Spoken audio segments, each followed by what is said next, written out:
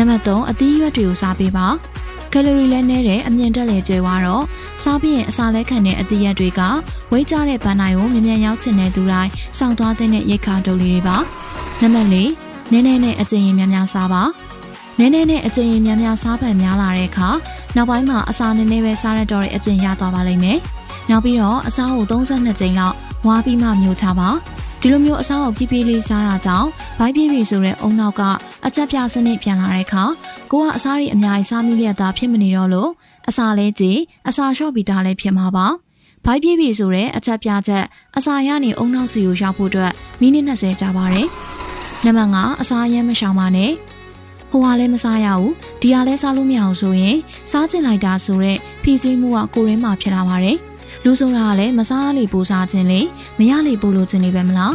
စားလို့ကောင်းမှန်းသိရတာနဲ့စားခွင့်မရှိဘူးဆိုရင်တော့ပို့ပြီးတော့စားခြင်းလေပေါ့ဒီတော့ဝေးချတဲ့သူတိုင်းအစားအရမ်းကြီးရှောင်တာကမှန်ကန်တဲ့နည်းလမ်းတော့မဟုတ်ပါဘူး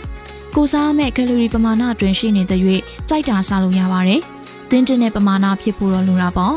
ဒီတော့အများကြီးစားမိနိုင်တဲ့ဒီစားမှုတွေကိုအိမ်မှာအများကြီးဆောင်မထားပါနဲ့နံပါတ်6ရေများများတောက်ပါရေများများတောက်လိုက်ခြင်းဟာဘိုက်ကိုပြည့်စေသလိုစားလောင်တဲ့စိတ်ကိုပြေပြောက်ပြီးသားလည်းဖြစ်စေပါတယ်တခုရှိတာရေများများတောက်ရမယ်ရေပါတယ်ဆိုပြီးတော့အချိုရည်တို့အရက်တို့လက်ပြည့်တို့တောက်ပြီးနေလို့မရပါဘူးအရက်ဘီယာအချိုရည်တွေကဝိတ်ချနေတဲ့သင်အတွက်တော့ရန်သူတွေပါနံပါတ်9တနေ့တာစားလိုက်တဲ့ကယ်လိုရီမှတ်တမ်းစာအုပ်လေးထားပါ